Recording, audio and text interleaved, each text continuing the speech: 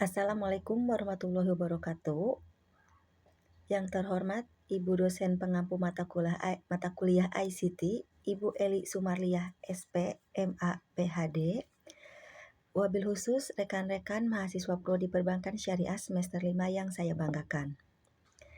Puji syukur kita panjatkan kehadirat Allah Subhanahu wa Ta'ala yang telah melimpahkan nikmat sehat dan umur panjang kepada kita hingga saat ini.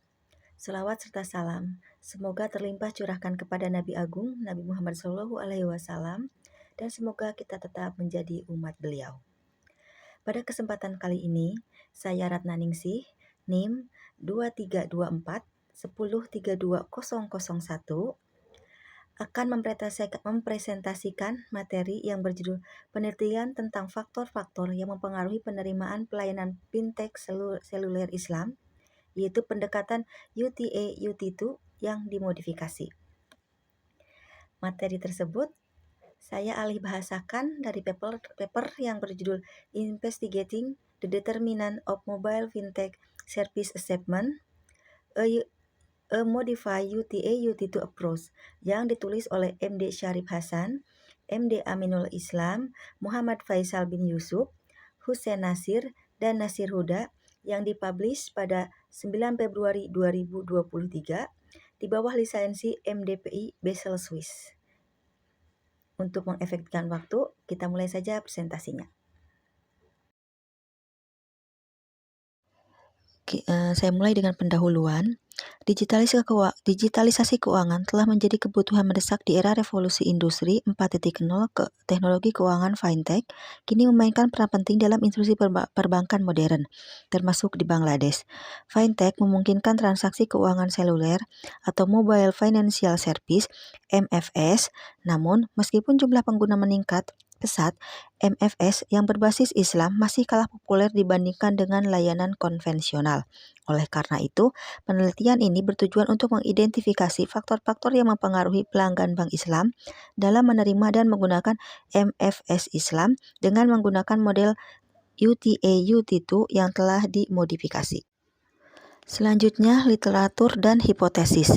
Yang pertama atau bagian A, penerimaan IPLPS Islam atau IMSSE. Penerimaan teknologi diartikan sebagai niat individu untuk menggunakan atau benar-benar mengadopsi teknologi baru. Dalam konteks MFS Islam, penerimaan diukur melalui niat perilaku nasabah bank Islam untuk menggunakan layanan keuangan berbasis syariah. Berbagai penelitian sebelumnya menggunakan pendekatan perilaku atau behavioral intention untuk memprediksi adopsi teknologi, seperti penelitian oleh Saik pada tahun 2020 dan Jin pada tahun 2019 tentang fintech Islam di Malaysia dan Bangladesh. Dengan demikian, studi ini menekankan bahwa niat perilaku merupakan indikator utama dalam memahami penerimaan MFS Islam. Literatur dan hipotesis yang kedua yaitu teori penerimaan dan penggunaan teknologi UTA-UT2. Model UTA-UT2 atau Unified Theory of Acceptance and Use of Technology dikembangkan oleh Van Kattis pada tahun 2012 dan merupakan pengembangan dari teori UTA-UT sebelumnya. Model ini menjelaskan 7 variabel utama yang mempengaruhi niat dan perilaku pengguna teknologi, yaitu ekspektasi kinerja, ekspektasi usaha, pengaruh sosial, kondisi memfasilitasi, motivasi hedonik, harga, dan kebiasaan. Dalam penelitian ini, model UTA-UT2 dimodifikasi, variabel motivasi hedonik dan kebiasaan dihilangkan karena kurang relevan dalam konteks adopsi teknologi baru. Ditambahkan variabel kredibilitas yang dirasakan atau perceived credibility untuk mengukur sejauh mana pengguna merasa aman dan percaya terhadap sistem keuangan Islam.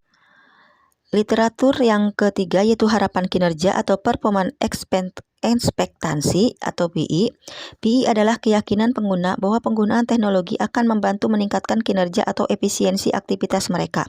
Studi sebelumnya, misalnya Al-Waldi pada tahun 2022 menemukan bahwa PI memiliki pengaruh positif terhadap niat adopsi fintech di negara berkembang. Hipotesisnya adalah ekspektasi kinerja berpengaruh positif terhadap penerimaan MFS Islam. Literatur dan hipotesis selanjutnya yaitu yang D, harapan usaha atau effort expectancy atau double E. Double E adalah persepsi tentang kemudahan penggunaan teknologi. Semakin mudah suatu sistem digunakan, semakin besar kemungkinan seseorang untuk mengadopsinya. Beberapa penelitian, misalnya Senyo dan Osabuti pada tahun 2020, menunjukkan hubungan positif antara EE dan niat adopsi fintech. Ekspektasi usaha berpengaruh positif terhadap penerimaan MFS Islam. Literatur dan hipotesis yang kelima atau yang bagian D adalah pengaruh sosial atau social influence atau SI. SI mengacu pada pengaruh dari orang-orang sekitar seperti keluarga, teman, atau masyarakat terhadap keputusan individu untuk menggunakan teknologi. Dalam masyarakat kolektif seperti Bangladesh, faktor sosial memainkan peran penting dalam menggunakan perilaku finansial. Hipotesisnya, pengaruh sosial berpengaruh positif terhadap penerimaan MFS Islam. Literatur dan hipotesis yang kelima atau yang bagian D adalah pengaruh sosial atau social influence atau SI. SI mengacu pada pengaruh dari orang-orang sekitar seperti keluarga, teman, atau masyarakat terhadap keputusan individu untuk menggunakan teknologi. Dalam masyarakat kolektif seperti Bangladesh, faktor sosial memainkan peran penting dalam menggunakan perilaku finansial. Hipotesisnya, pengaruh sosial berpengaruh positif terhadap penerimaan MFS Islam. Literatur dan hipotesis selanjutnya yaitu Facilitating Condition atau FC. Kondisi memfasilitasi adalah ketersediaan dukungan teknis, infrastruktur, dan sumber daya yang memungkinkan pengguna mengakses teknologi dengan mudah. Penelitian sebelumnya yaitu oleh Sobti pada tahun 2019, Chawla dan Joshi pada tahun 2019 juga menemukan bahwa FC secara signifikan mempengaruhi niat adopsi dompet digital. Hipotesis, kondisi memfasilitasi berpengaruh positif terhadap penerimaan MFS Islam. Literatur dan hipotesis selanjutnya yaitu harga atau price value atau P. Harga diartikan sebagai perbandingan antara manfaat yang diperoleh dengan biaya yang harus dikeluarkan pengguna. Jika pengguna merasa manfaat melebihi biaya, maka persepsi harga menjadi positif dan meningkatkan niat adopsi. Hipotesisnya, harga berpengaruh positif terhadap penerimaan MFS Islam. Literatur dan hipotesis yang ke-8 yaitu kredibilitas yang dirasakan atau perceived credibility atau PCL diidentifikasikan sebagai sejauh mana pengguna potensial percaya bahwa layanan tersebut akan aman, private, dan bebas dari ancaman. Hipotesis, kredibilitas yang dirasakan berpengaruh positif terhadap penerimaan MFS Islam. Poin selanjutnya adalah metodologi. Metodologi terbagi jadi dua, yaitu sampling dan pengumpulan data serta analisis data. Baik, yang pertama, sampling dan pengumpulan data. Penelitian ini bersifat explanatory dan dilakukan secara cross-seksional. Populasi penelitian adalah nasabah bank syariah di Bangladesh, khususnya dari 3 bank yang menyediakan layanan MFS Islam. Jumlah sampel ditentukan berdasarkan rumus Barclay pada tahun 1995, yaitu minimal 10 kali jumlah indikator formatif, sehingga dibutuhkan setidaknya 280 responden. Penelitian ini mengumpulkan 310 responden melalui Google Form. Kuesioner menggunakan skala Likert 7 poin dengan item yang diadaptasi dari studi terdahulu, seperti Rahim pada tahun 2022 dan Gupta pada tahun 2019. Yang bagian B-nya yaitu analisis data. Data dianalisis menggunakan Structural Equation Modeling atau SEM dengan perangkat lunak Smart FLS 3.2.9. Analisis dilakukan dalam 2 tahap. Yang pertama, model pengukuran atau outer model untuk menguji reliabilitas dan validitas konstruk. Yang kedua yaitu model struktural atau inner model untuk menguji hubungan antar variabel dan signifikasi jalur hipotesis. Dan dapat hasil nilai R sebesar 0,738 menunjukkan bahwa model memiliki daya penjelas yang kuat, yaitu sekitar 74%. Temuan dan analisis. Hasil survei menunjukkan bahwa mayoritas responden, yaitu sekitar 84,5%, sudah mengetahui layanan MFS Islam dan sebagian besar berusia antara 20 sampai 40 tahun. Temuan utama dari analisis tersebut adalah pengaruh sosial atau SI berpengaruh positif signifikan. Masyarakat Bangladesh sangat dipengaruhi keluarga dan teman dalam pengambil keputusan keuangan. Temuan yang kedua, Facilitating Condition atau FC, berpengaruh positif signifikan. Nasabah menginginkan dukungan pelanggan 24 jam dan layanan transaksi offline yang belum tersedia pada MFS Islam. Temuan yang ketiga itu harga atau P, berpengaruh positif signifikan biaya layanan dan intensif seperti cashback sangat mempengaruhi keputusan pengguna. Temuan dan analisis yang selanjutnya itu kredibilitas yang dirasakan atau FC, faktor paling dominan, keamanan, keandalan, dan transparansi menjadi aspek utama penerimaan MFS Islam. Temuan selanjutnya yaitu ekspektasi kinerja atau PI dan ekspektasi usaha atau double I tidak berpengaruh signifikan karena mayoritas responden sudah terbiasa menggunakan teknologi digital.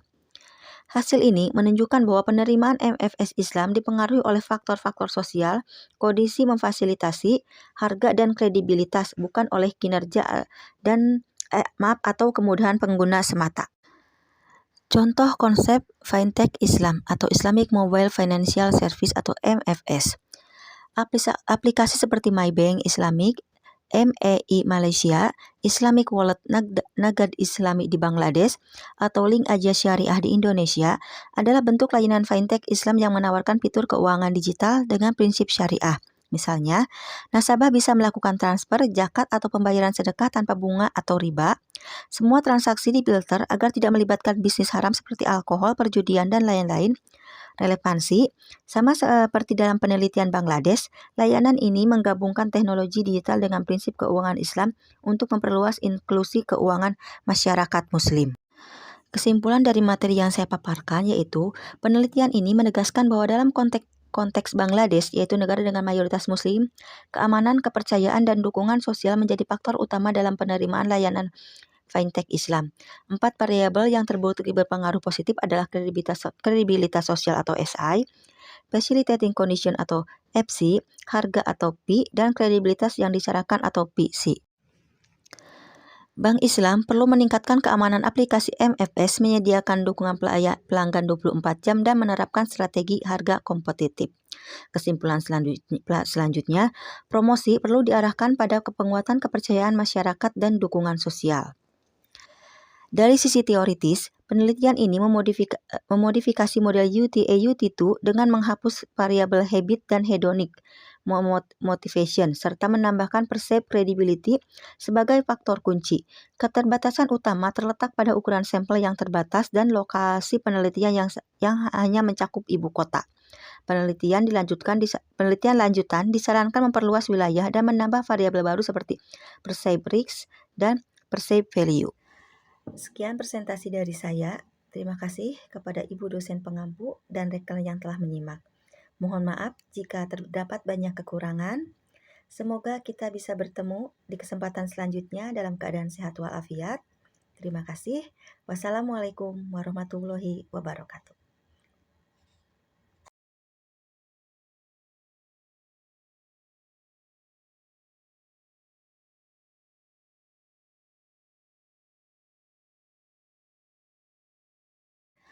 Sekian presentasi dari saya. Terima kasih kepada Ibu dosen pengampu dan rekan yang telah menyimak.